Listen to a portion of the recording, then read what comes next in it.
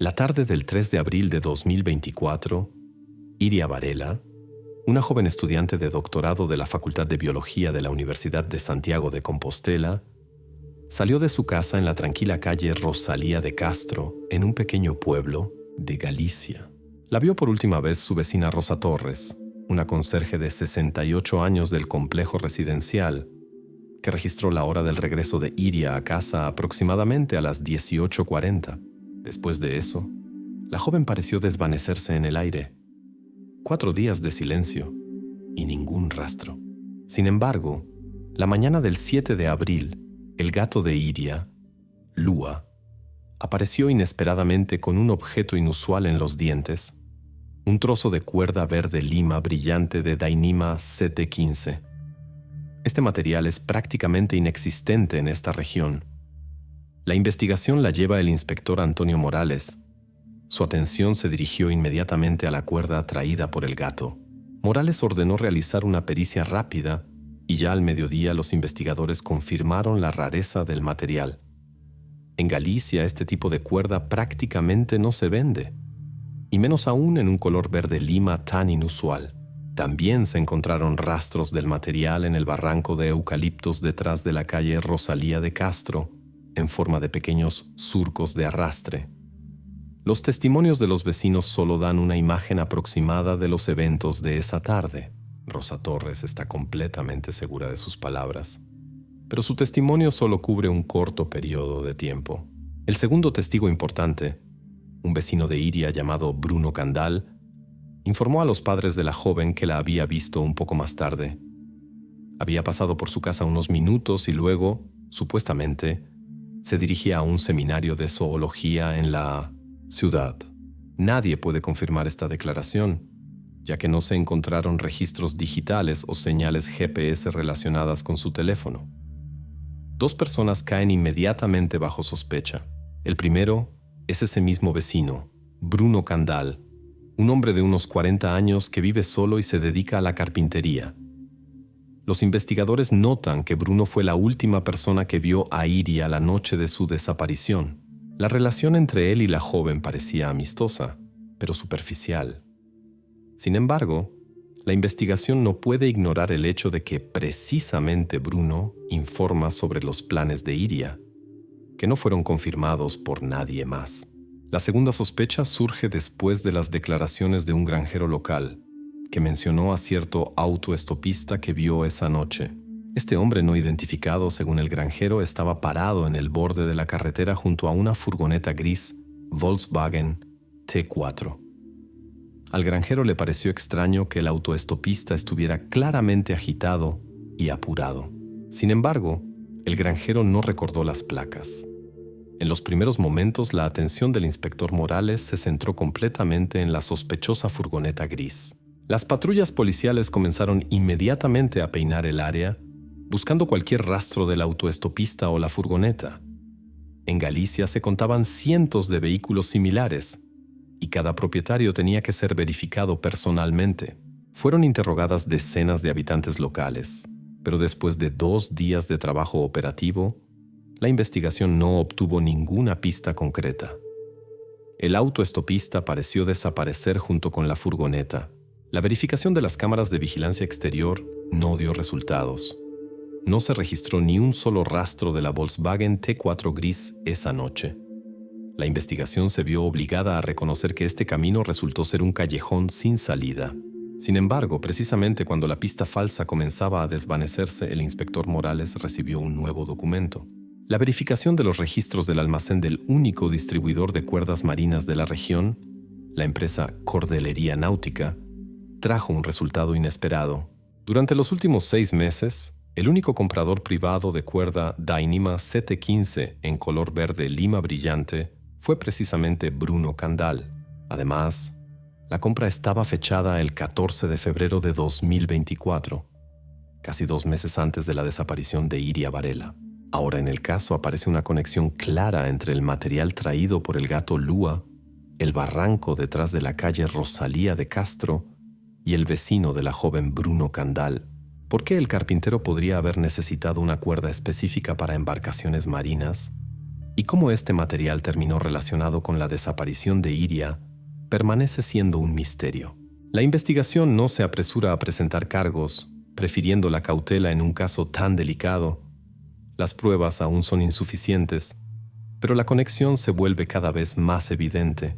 De ahora en adelante, el inspector Morales está convencido de que precisamente el gato Lua le dio a la investigación la oportunidad de hacer avanzar el caso. Mientras tanto, mientras los investigadores estudian cuidadosamente la personalidad de Bruno, la pista automotriz del autoestopista aún no ha sido completamente descartada. Ambas direcciones se mantienen, pero cada nueva evidencia tira del hilo de la investigación hacia Bruno Candal.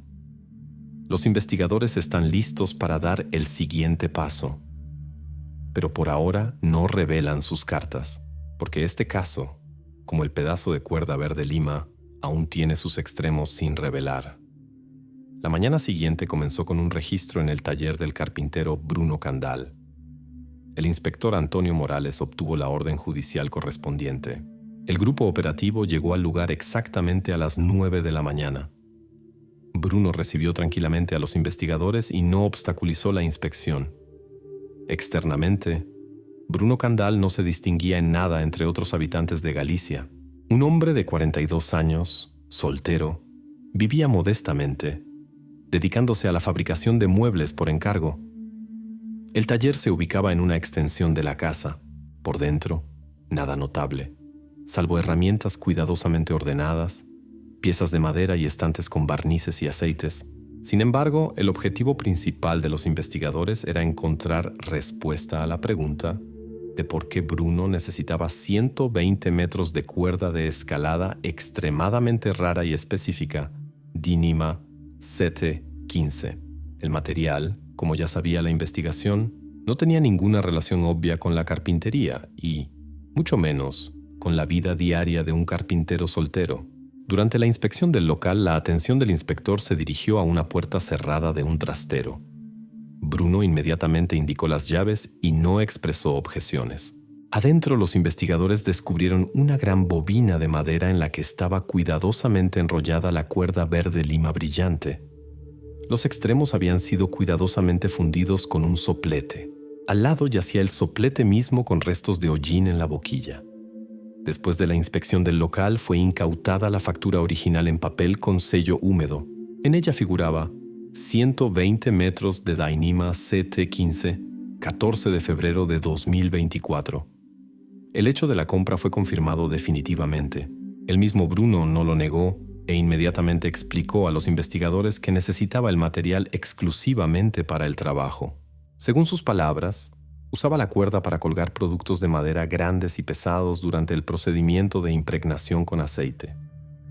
Un especialista criminalista expresó dudas sobre la explicación del carpintero.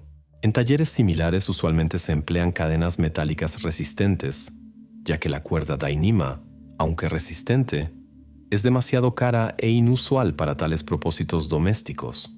Sin embargo, no había bases directas para considerar falsas las palabras de Bruno en ese momento. Mientras tanto, los investigadores recibieron el testimonio de otro testigo, Francisco Lobeira, propietario de un aserradero vecino. Lobeira afirmaba que en la noche del 3 al 4 de abril notó una luz tenue en las ventanas del taller de Bruno. Según Francisco, la luz estuvo encendida casi hasta el amanecer. El testigo lo recordó claramente, ya que regresaba a casa de una descarga tardía de madera alrededor de las 3 de la madrugada.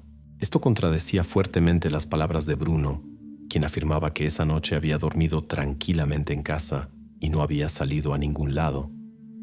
El interrogatorio de Bruno se realizó tranquilamente. El sospechoso se comportó equilibradamente, no expresó preocupación y se mantuvo firmemente en su versión de los eventos. Sus declaraciones fueron claras, sin desviaciones en los detalles. Insistía en que el vecino podía haberse equivocado o interpretado mal lo que vio. La investigación, sin embargo, anotó esta contradicción en los materiales del caso. Los empleados del laboratorio comenzaron inmediatamente el examen minucioso de la bobina incautada con la cuerda. La superficie del material estaba sospechosamente limpia. Después, Se entendió que la cuerda había sido tratada con solvente. No se encontraron rastros superficiales de Iria Varela. Parecía que esto podía poner en duda la importancia del hallazgo. La investigación por un momento consideró este camino erróneo. Sin embargo, los criminalistas insistieron en una investigación más profunda del material. Considerando las circunstancias del caso, se decidió examinar también la parte interna de las fibras. Solo en la tarde de ese mismo día, el biólogo forense hizo un descubrimiento importante. En el mismo corazón de la cuerda se encontró un solo cabello. La pericia urgente realizada dio un resultado claro. El cabello pertenecía a Iria Varela. El hallazgo cambió completamente el curso de la investigación. De ahora en adelante, la cuerda dejó de ser solo un objeto dudoso y poco claro en el trastero de Bruno. Ahora era una conexión directa del sospechoso con la desaparecida Iria. Las preguntas de la investigación al carpintero ya no se referían solo a su horario nocturno y la extraña compra de material específico. Ahora al inspector Antonio Morales solo le interesaba una cosa: ¿cómo y bajo qué circunstancias Iria pudo haber quedado conectada con la cuerda adquirida por Bruno? El mismo Bruno no pudo explicar claramente el origen del cabello de Iria en el material, continuando insistiendo en su inocencia. Se refería a que la joven había venido varias veces a su taller para discutir la fabricación de estantes para libros. La investigación notaba que tales visitas realmente habían tenido lugar antes. Sin embargo, en las condiciones de la investigación actual, esta versión parecía débil. Ahora el inspector Morales tenía la intención de verificar cuidadosamente otras declaraciones de Bruno, así como realizar otro interrogatorio a Francisco Lobeira. Tal vez el vecino pudiera complementar su testimonio o proporcionar nuevos detalles. La investigación aún no tenía una imagen completa de lo ocurrido, pero el círculo de preguntas se había estrechado considerablemente alrededor de la personalidad de Bruno Candal y de cómo usó la cuerda Dyneema CT-15. Mientras tanto, el autoestopista y su misterioso Volkswagen T4 gris aún permanecían en la periferia de la investigación. Mientras no aparecieran nuevas pistas, los investigadores se veían obligados a mantener esta versión abierta, aunque sin desarrollo activo. Después de la aparición del cabello de Iria en el corazón de la cuerda, la investigación se dirigió al entorno de la joven. Los colaboradores del inspector Morales decidieron estudiar más atentamente su vida personal y averiguar qué tan estrechamente se comunicaba Iria con Bruno y si ella misma podía haber visitado voluntariamente su taller la noche de la desaparición. La investigación rápidamente descubrió otra inconsistencia.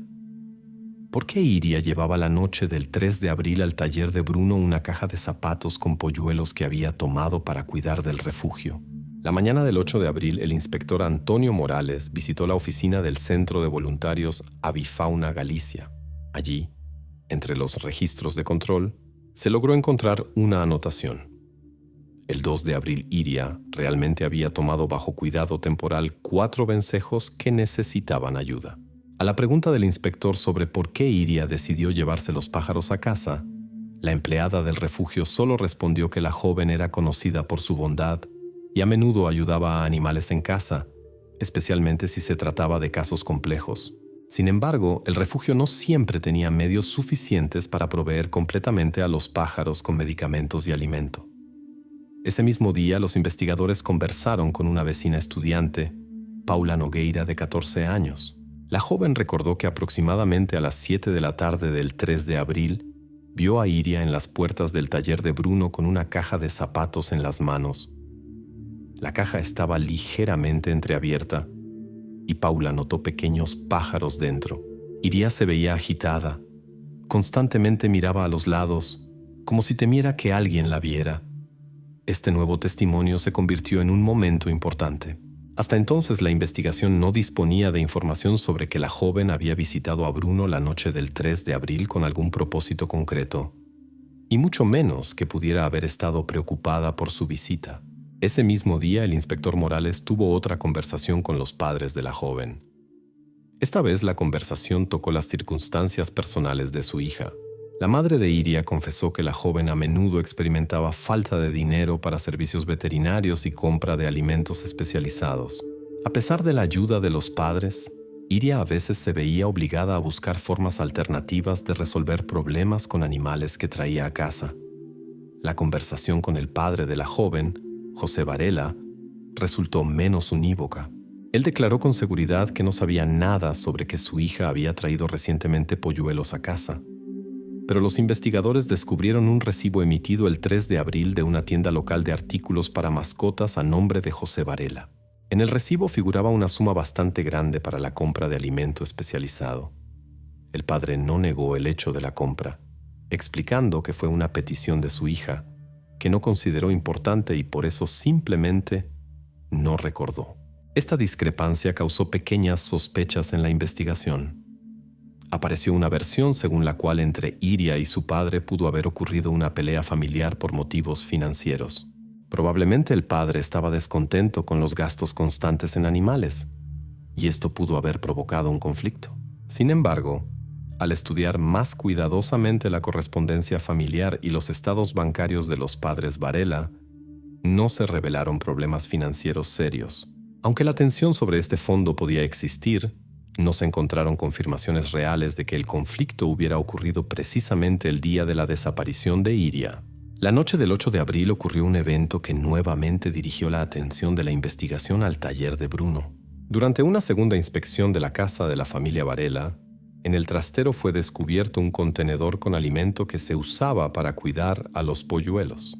La superficie del contenedor estaba manchada con pequeñas fibras apenas visibles de la misma cuerda Dyneema CT15. Los expertos del laboratorio criminalístico lo confirmaron un par de horas después. Durante el examen detallado quedó claro que el mismo bote con alimento había llegado a la casa de la familia ya manchado. La investigación concluyó que precisamente el gato Lua había traído el contenedor no desde la cocina de los Varela, sino probablemente desde el patio vecino del taller de Bruno. Esto debilitaba completamente la versión sobre un conflicto familiar serio. Ahora la investigación suponía que el alimento comprado por el padre pudo haber terminado en el taller de Bruno, pero no por culpa del mismo José Varela. Parecía que la joven había ido voluntariamente al vecino con la caja de polluelos y el contenedor con alimento, probablemente esperando obtener ayuda o consejo. Lo que exactamente ocurrió después de que Iria se encontrara en el taller permanecía poco claro. Bruno había declarado antes que la joven había venido a discutir la fabricación de estantes para libros y sobre los pájaros supuestamente no sabía nada. La versión con el autoestopista y la furgoneta gris aún no recibía nuevo desarrollo. Los investigadores la mantenían abierta, pero no gastaban recursos en su verificación, esperando la aparición de nuevos detalles. Ahora la atención de los investigadores se concentró completamente en los detalles de los contactos entre Iria y Bruno en los últimos días antes de la desaparición. Las pistas claramente mostraban que entre ellos existía una conexión más estrecha de lo que se había supuesto antes, y el comportamiento de la joven la noche de la visita podía testificar que se encontraba en una situación difícil o incómoda para ella. La mañana del 9 de abril la investigación recibió una llamada inesperada. El guardabosques local, Emilio Seixas, de 48 años, informó que durante su ronda matutina había notado huellas extrañas en el barranco detrás de la calle Rosalía de Castro. El inspector Morales inmediatamente envió allí al grupo operativo. El examen del barranco dio resultados extraños. Además de las huellas familiares de arrastre, los expertos descubrieron nuevas manchas de pintura al óleo espesa. La pregunta que ahora ocupaba a la investigación era: ¿qué podían tener en común estas manchas y el taller de Bruno? Las manchas de pintura al óleo fueron encontradas directamente junto a las huellas de arrastre que ya habían sido estudiadas antes. Emilio explicó que pasa por esta ruta regularmente, y las manchas habían aparecido recientemente, posiblemente solo un par de días atrás. Les prestó atención precisamente porque la pintura fresca tenía un brillo notable, no característico de contaminaciones viejas. El grupo investigativo tomó muestras del suelo y las envió al laboratorio criminalístico para análisis inmediato. Los expertos decidieron realizar un estudio comparativo, verificando las muestras del suelo del barranco y la sustancia que había sido descubierta antes en el taller de Bruno. La pintura al óleo marca Teak Oil Walnut. Después de unas horas, los químicos confirmaron que la composición de aditivos era completamente idéntica.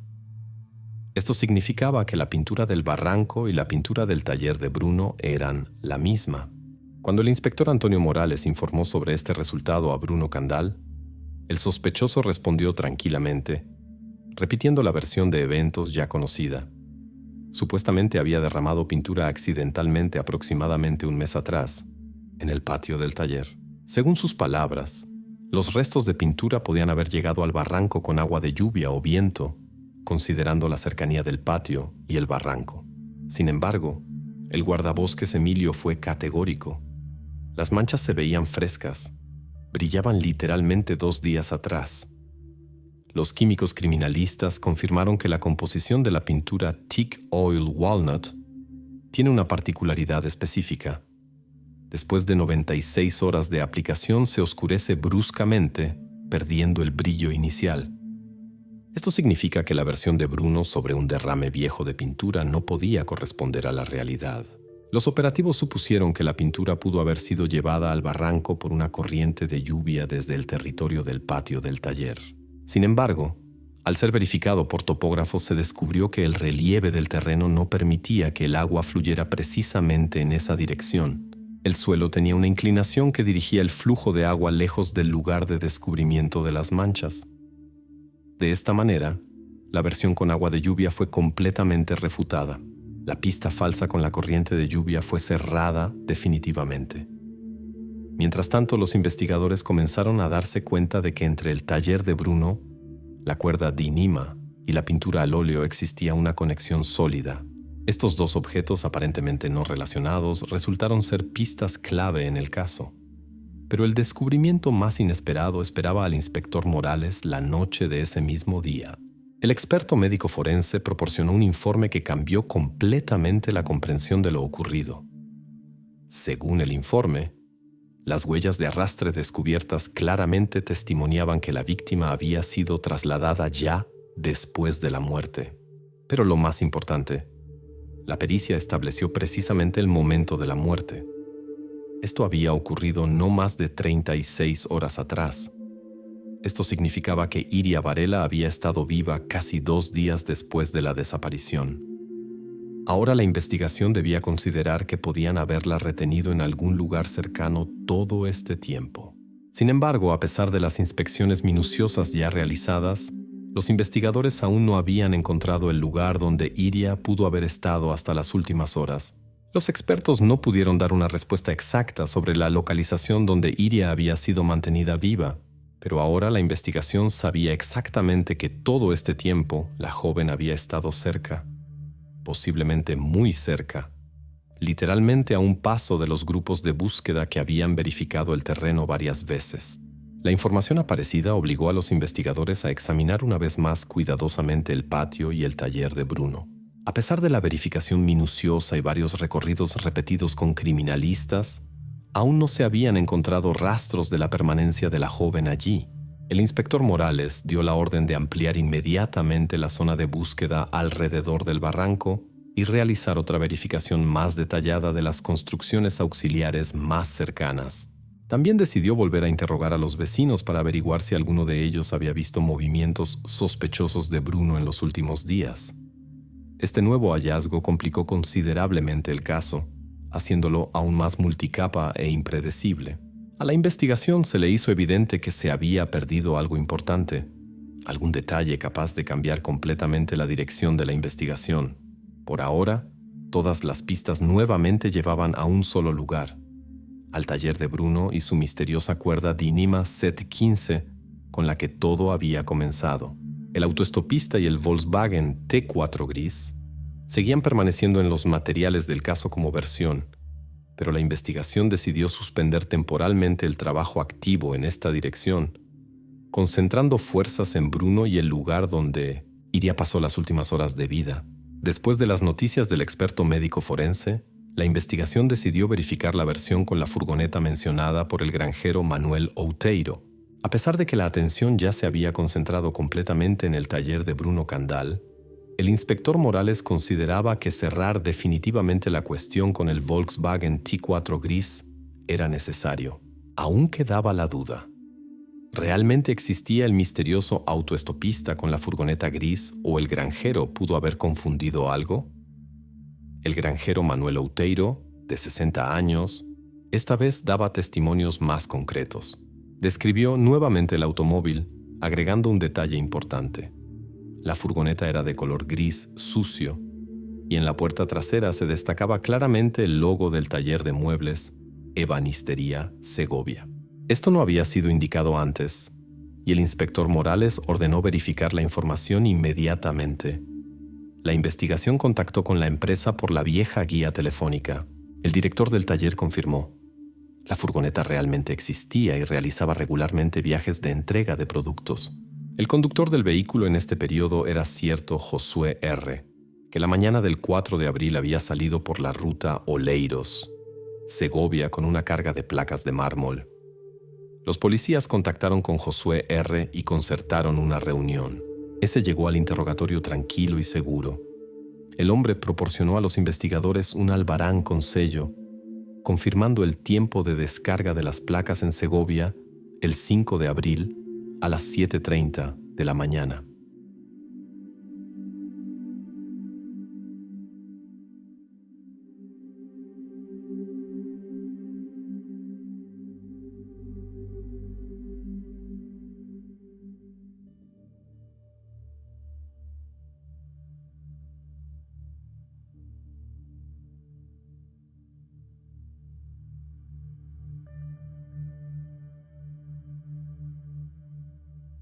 También presentó tickets de gasolineras por toda la ruta de seguimiento, donde se registraba la hora y fecha de las paradas. Los expertos calcularon que la distancia de 950 kilómetros, Josué la había recorrido aproximadamente en 12 horas, considerando las paradas necesarias para descanso y repostar.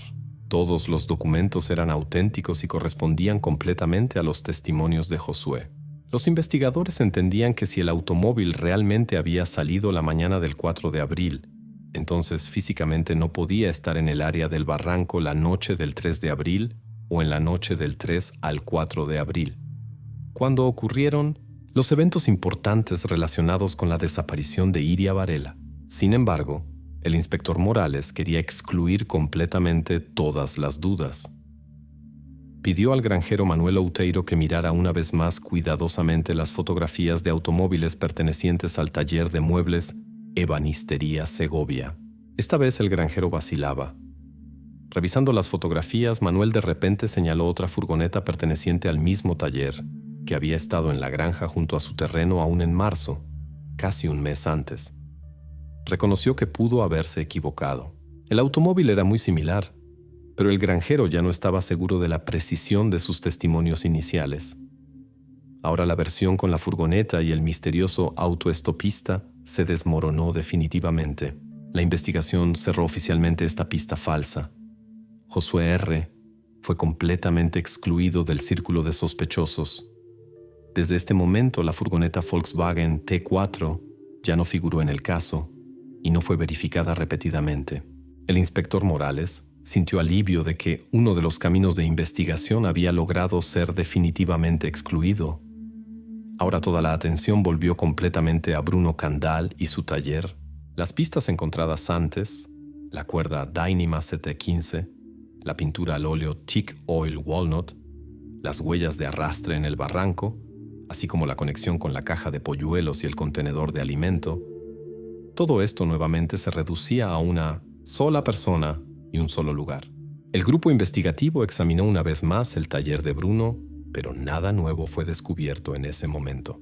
Sin embargo, considerando las conclusiones del experto médico forense de que Iria había estado viva aún un día o dos después de la desaparición, el inspector tomó la decisión de ampliar significativamente la zona de búsqueda, verificando, especialmente minuciosamente, todos los locales auxiliares en la proximidad inmediata del taller. Mientras tanto, mientras los operativos estudiaban los alrededores, el inspector Morales programó un interrogatorio repetido de Bruno. Ahora, el sospechoso debía responder a preguntas adicionales relacionadas con nuevas pistas e inconsistencias en sus testimonios, incluyendo la mentira sobre el tiempo del derrame de pintura y las posibles razones por las que la joven pudo haber estado cerca de su taller la última noche. La investigación recibió un impulso poderoso para moverse hacia adelante, liberándose de la versión poco clara y que dificultaba el trabajo. Con cada nuevo paso se volvía más claramente comprensible que la verdadera clave del enigma de la desaparición de Iria se encontraba en algún lugar cerca, en el taller o en el terreno de Bruno Candal. El autoestopista con su furgoneta gris ahora fue definitivamente excluido, lo que significaba que el único sospechoso en el caso quedaba el carpintero, Bruno. Ahora, al inspector Morales y su equipo les tocaba verificar una vez más minuciosamente todos los detalles, todas las pequeñeces que pudieron haber pasado por alto antes, porque ahora no podía haber error. El asesino estaba muy cerca, y solo quedaba entender qué exactamente Bruno trataba de ocultar a la investigación. La mañana del 10 de abril, el inspector Antonio Morales volvió nuevamente al taller de Bruno. Esta vez los investigadores tenían un objetivo claro: verificar minuciosamente cada rincón del local, especialmente considerando los últimos hallazgos en el barranco y la pista falsa definitivamente cerrada con el autoestopista. Ahora la atención del equipo se enfocó completamente en los detalles que pudieron haber pasado desapercibidos en las inspecciones anteriores. La atención del sargento de la Guardia Civil que acompañaba al inspector se dirigió a una extraña rejilla de ventilación bajo el techo del taller. Surgió la pregunta legítima de por qué la ventilación se ubicaba precisamente allí y a dónde podía llevar. Examinando el taller, el sargento notó otro detalle inusual más. A lo largo de la pared y parcialmente en el suelo se extendía una junta recién sellada con masilla. Antes esta sección había estado oculta por armarios con herramientas y estantes con piezas de madera. Ahora, después de su desmontaje, la línea de masilla fresca inmediatamente saltó a la vista. El examen minucioso de la rejilla de ventilación dio resultados aún más valiosos. Los expertos criminalistas descubrieron en su parte interna pelo del gato Lua, así como fibras microscópicas de cuerda Dyneema empapadas en pintura al óleo Teak Oil Walnut. Esto confirmaba la suposición de la investigación de que el gato de alguna manera entraba dentro de la ventilación, moviéndose del taller al espacio exterior o viceversa. En el siguiente interrogatorio, el inspector preguntó a Bruno Candal sobre el propósito de esta rejilla de ventilación. El sospechoso respondió con su seguridad habitual, explicando que era simplemente una campana extractora, necesaria para ventilar el taller al trabajar con solventes y barnices. Sin embargo, para este momento el inspector técnico ya había terminado su examen del sistema de ventilación y declaró que había sido construido muy extrañamente. En lugar de subir hacia arriba, como usualmente hacen los sistemas de extracción para sacar vapores químicos, el conducto de aire bajaba hacia abajo, profundamente bajo el nivel del piso del edificio. Esta forma de montaje de ventilación era técnicamente injustificada y no tenía ningún sentido práctico para un taller de carpintería. El equipo de investigación decidió verificar la teoría de que el conducto de ventilación podía llevar a la casa vecina, desde donde supuestamente el gato Lua podía penetrar al taller. Los investigadores obtuvieron acceso al edificio vecino y examinaron su ático, tratando de encontrar algún paso para gatos o rastros de permanencia de Iria Varela. El examen minucioso del ático y locales adyacentes no dio resultados. No había ni rastros del gato Lua, ni mucho menos rastros de Iria. La versión sobre la casa vecina fue definitivamente cerrada. Ahora la ventilación se volvió aún más misteriosa y sospechosa. Se hizo evidente que llevaba hacia algún lugar abajo, bajo el taller. El inspector Morales no pospuso esta cuestión para después. Ese mismo día fue organizada una verificación adicional del local. Los empleados de la Guardia Civil movieron todos los muebles y liberaron el piso en el lugar donde antes había sido notada la masilla fresca. Con ayuda de una masa de construcción especial, los operativos comenzaron a abrir cuidadosamente la sección del piso que había sido sellada con masilla.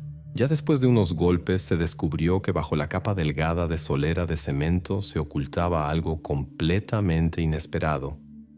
La masa golpeó el metal con un sonido sordo característico. Los operativos liberaron completamente el objeto oculto bajo el piso. Resultó ser una escotilla metálica masiva con una tapa pesada, cuidadosamente masillada y camuflada bajo el piso de concreto del taller. La escotilla había sido evidentemente cerrada recientemente y sus bordes cuidadosamente sellados con masilla fresca. Todos se quedaron inmóviles en el lugar. Este era el primer hallazgo tan serio en todo el tiempo de investigación y cambiaba completamente la representación de lo sucedido. Ahora los investigadores entendieron que bajo el piso del taller se encontraba un local secreto, sobre cuya existencia antes nadie había sospechado. No abrieron inmediatamente la escotilla, decidiendo primero fijar el lugar de descubrimiento y reunir información adicional. Al taller fueron llamados especialistas criminalistas adicionales y expertos judiciales. El inspector Morales ya entendía que este local bajo el taller era muy probablemente precisamente el lugar donde Iria Varela se había encontrado antes de su muerte. Los investigadores se concentraron en la preparación de la apertura de la escotilla. Bruno Candal, que seguía negando su participación, fue detenido y colocado en un cuarto separado para interrogatorios. Ahora su silencio ya no tenía gran importancia, ya que la escotilla encontrada se convirtió en prueba directa de que el sospechoso ocultaba una parte importante de la verdad. Mientras el grupo investigativo se preparaba para la apertura, la tensión crecía con cada minuto. El inspector Morales estaba seguro de que precisamente detrás de esta escotilla se ocultaba la clave del enigma de la desaparición de Iria y los misterios relacionados con el gato Lua, la cuerda Dainima y la extraña ventilación. De ahora en adelante, la investigación excluyó completamente todas las versiones alternativas. Ahora todos los detalles, todas las pistas y todas las circunstancias misteriosas de este caso convergieron en un solo punto: la escotilla metálica oculta bajo el piso del taller de carpintería de Bruno Candal. El inspector Antonio Morales dio la orden de abrir la escotilla metálica inmediatamente después de que los criminalistas y expertos prepararan todo lo necesario. Los empleados de la Guardia Civil levantaron cuidadosamente la tapa, bajo la cual resultó haber una escalera estrecha que bajaba hacia abajo. Descendiendo a una profundidad de aproximadamente 3 metros, los operativos se encontraron en un local pequeño. La pregunta principal ahora era una: ¿qué exactamente se ocultaba en el sótano bajo el taller de Bruno? Adentro, los investigadores descubrieron una cámara de aproximadamente 2 por 3 metros. Las paredes estaban completamente forradas con capas gruesas de lana mineral, creando un aislamiento acústico perfecto. Esto inmediatamente explicó por qué ninguno de los vecinos había escuchado sonidos extraños. En el centro de la cámara había un sillón reclinable, en el cual en la primera inspección los expertos encontraron manchas de sangre. Después del análisis urgente, los criminalistas informaron que la sangre coincidía completamente con el grupo y ADN de Iria Varela. Junto al sillón fueron descubiertas tenazas de carpintero, así como un transportín de plástico para animales. Inmediatamente surgió la conexión con el gato Lua y la caja de zapatos con polluelos encontrada antes. En el piso de la cámara, los expertos notaron un dibujo preciso a compás de un nudo, hecho con lápiz. El nudo resultó familiar. Era un nudo típico mosquetón. Después se supo que exactamente el mismo dibujo había sido encontrado en la libreta personal de Bruno. Después de la apertura de la escotilla, los investigadores intentaron nuevamente interrogar a Bruno, pero este se negó a responder cualquier pregunta, refiriéndose al artículo 24 de la Constitución española sobre el derecho a no testificar contra sí mismo. Su silencio no fue una sorpresa, aunque ahora ya no tenía importancia decisiva. El sótano con las pistas hablaba por sí mismo. Para el estudio detallado del hallazgo, el inspector Morales invitó a un experto en nudos del club marítimo local.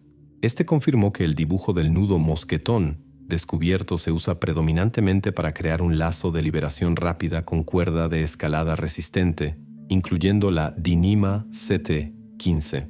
Esto conectó definitivamente el nudo, la cuerda y Bruno en una cadena lógica. Mientras tanto, los investigadores descubrieron otro objeto inesperado más: un pequeño collar GPS que yacía en un rincón de la cámara. En la primera inspección supusieron que el collar pudo haber sido usado para controlar los movimientos de la misma Iria. Sin embargo, la apertura del dispositivo mostró que le faltaba una tarjeta SIM y la batería había sido descargada recientemente al 80%. Esto significaba que el dispositivo había sido encendido muy recientemente pero los investigadores no entendían por qué y con qué propósitos. La pregunta quedó abierta y la investigación la pospuso hasta aclaraciones posteriores. El hallazgo más serio y pesado esperaba a los investigadores más adelante.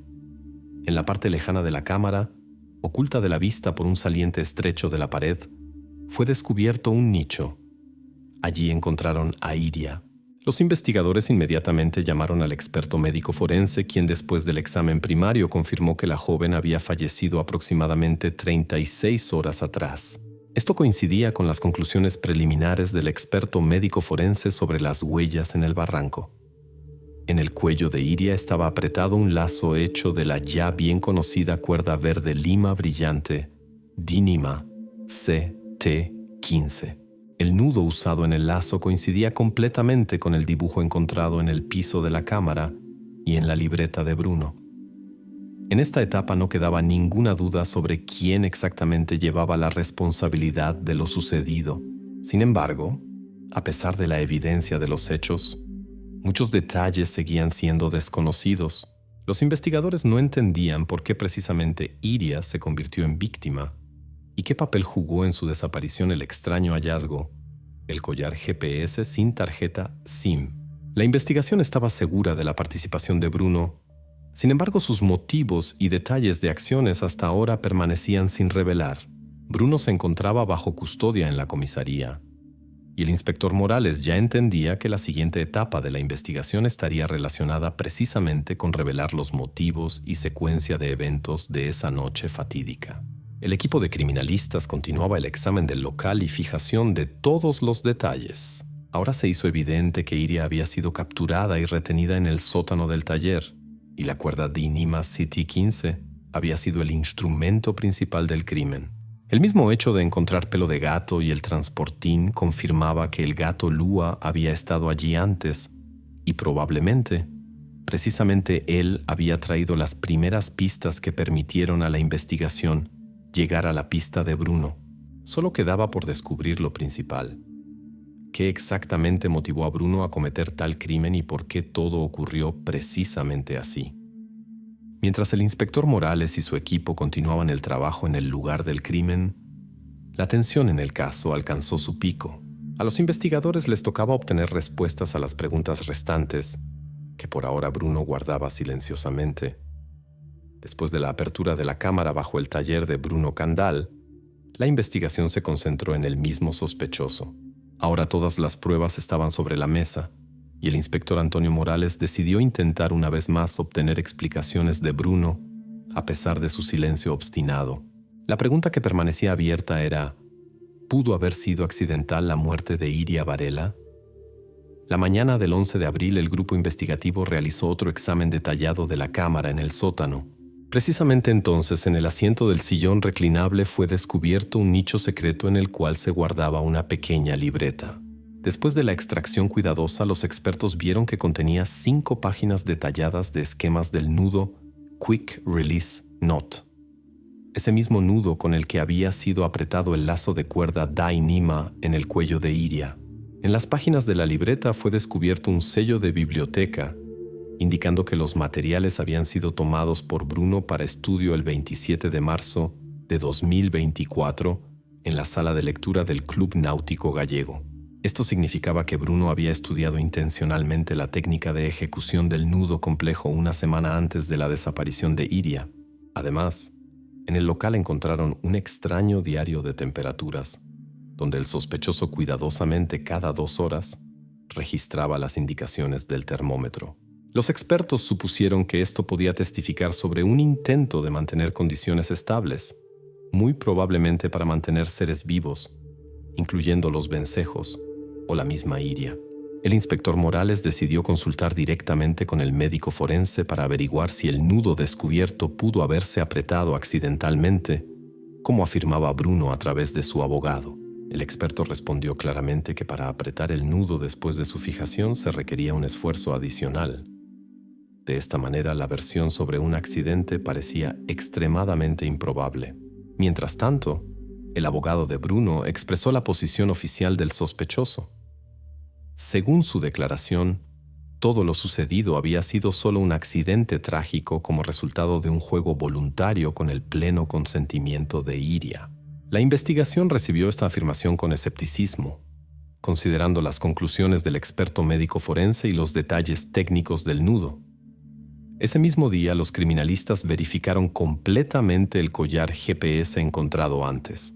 La pericia mostró que en el collar había rastros de excremento de pájaros, que correspondía exactamente a los vencejos que antes se encontraban en casa de Iria.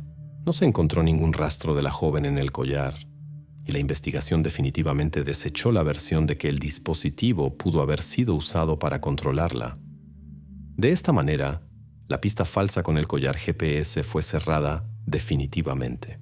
La noche del 11 de abril, el inspector Morales organizó una reunión final, reuniendo en una mesa todas las pruebas descubiertas antes. Ante él yacían la cuerda Dyneema CT15, empapada en pintura Teak Oil Walnut, encontrada en el barranco, la libreta con dibujos de nudos, la caja con alimento, pelo del gato Lua de la ventilación y el diario de temperaturas con marcas temporales claras. El criminalista metódicamente dispuso ante los presentes toda la cadena de eventos. Ahora, el cuadro se volvía claro y lógico. Bruno se había preparado cuidadosamente de antemano, estudiando la técnica del nudo complejo. Adquirió los materiales necesarios, equipó el sótano e incluso se preocupó por las condiciones estables en la cámara. Los hechos hablaban por sí mismos, y ninguno de ellos confirmaba las palabras del sospechoso sobre la casualidad. El inspector Morales no pronunció en voz alta ninguna conclusión, entendiendo que los últimos puntos sobre las IES debía ponerlos el tribunal. Sin embargo, ninguno de los miembros del grupo investigativo ya tenía dudas sobre la premeditación de las acciones de Bruno. Lo único que continuaba siendo poco claro era por qué precisamente Iria se convirtió en objeto de un crimen tan cuidadosamente preparado. La investigación conscientemente dejaba esta pregunta abierta, no adentrándose aún en los motivos psicológicos de Bruno y evitando la palabra obsesión. Sin embargo, era evidente que todas las acciones del sospechoso habían sido planificadas y preparadas mucho antes de esa noche. El abogado de Bruno trataba de convencer a la investigación de que todo lo sucedido era un accidente trágico. Sin embargo, cada nuevo hecho, cada detalle y cada pista en la mesa del inspector Morales testificaba lo contrario. En este momento el inspector se convenció definitivamente de que ahora todo el peso de las pruebas contra Bruno se había vuelto irrefutable. Ahora solo el tribunal podía dar una evaluación definitiva de lo sucedido y poner punto final en el caso sobre la desaparición de Iria Varela. Hasta este momento toda la responsabilidad recaía en la investigación, que había cumplido su tarea completa e irreprochablemente, a pesar de todas las dificultades y detalles enredados de la investigación. Ahora Bruno debía comparecer ante el tribunal y las pistas obtenidas por la investigación eran más que suficientes para probar su participación directa en lo sucedido. La sesión del Tribunal Audiencia Provincial de A Coruña, abierta el 18 de enero de 2025, se convirtió en la culminación del caso complejo sobre la muerte de Iria Varela. En la sala del tribunal estaban presentes los familiares de la joven, representantes de la policía, periodistas y habitantes locales que habían seguido el desarrollo de los eventos desde el inicio de la investigación. El fiscal cuidadosa y circunstanciadamente presentó las pistas reunidas por la investigación, formando claramente ante los jurados el cuadro de lo que exactamente había ocurrido la noche del 3 de abril del año anterior. El tribunal estableció que Bruno Candal había traído intencionalmente a Iria a su taller bajo el pretexto de ayudar con los polluelos. Iria confió en el vecino, sin sospechar que la visita terminaría en tragedia. Bruno retuvo a la joven en un local subterráneo especialmente equipado bajo el taller, donde intentó protegerla de supuestos problemas con su familia. Esta atención y protección eran parte de un plan reflexivo.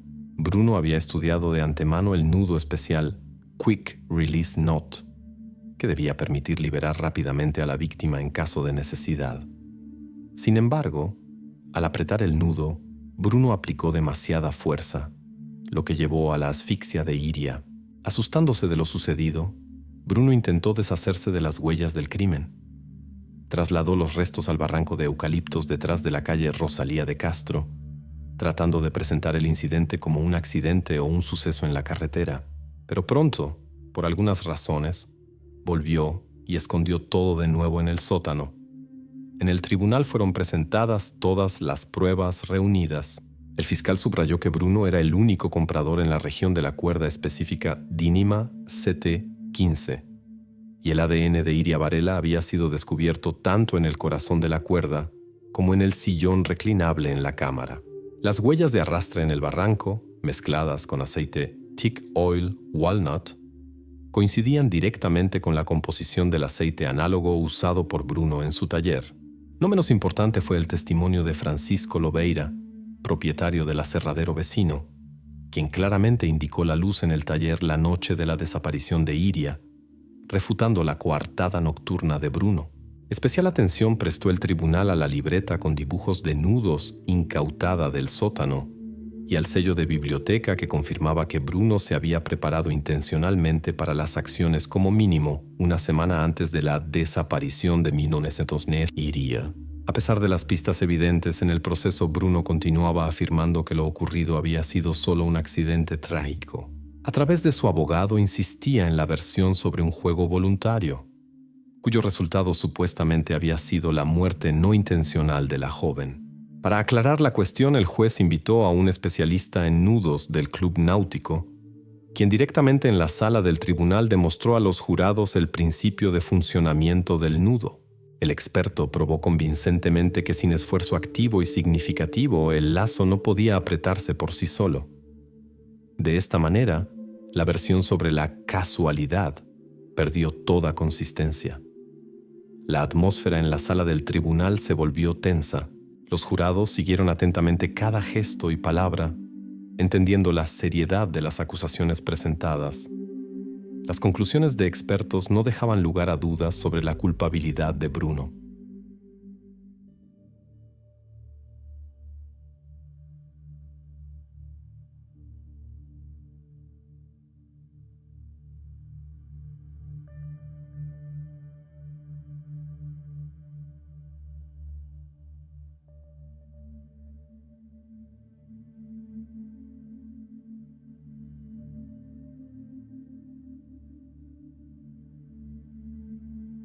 Después de largas y circunstanciadas intervenciones de la Fiscalía, la defensa y los especialistas invitados, el juez pronunció el veredicto definitivo.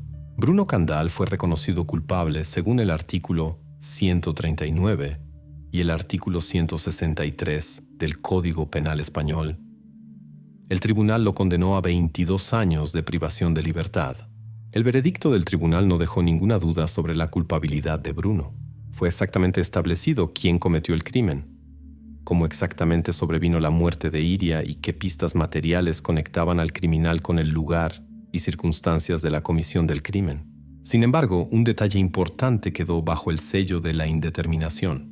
A la investigación y al tribunal no les fue posible aclarar completamente si Bruno tenía la intención de antemano de matar a la joven, o si sus acciones traspasaron la frontera solo en el momento de su negativa o resistencia.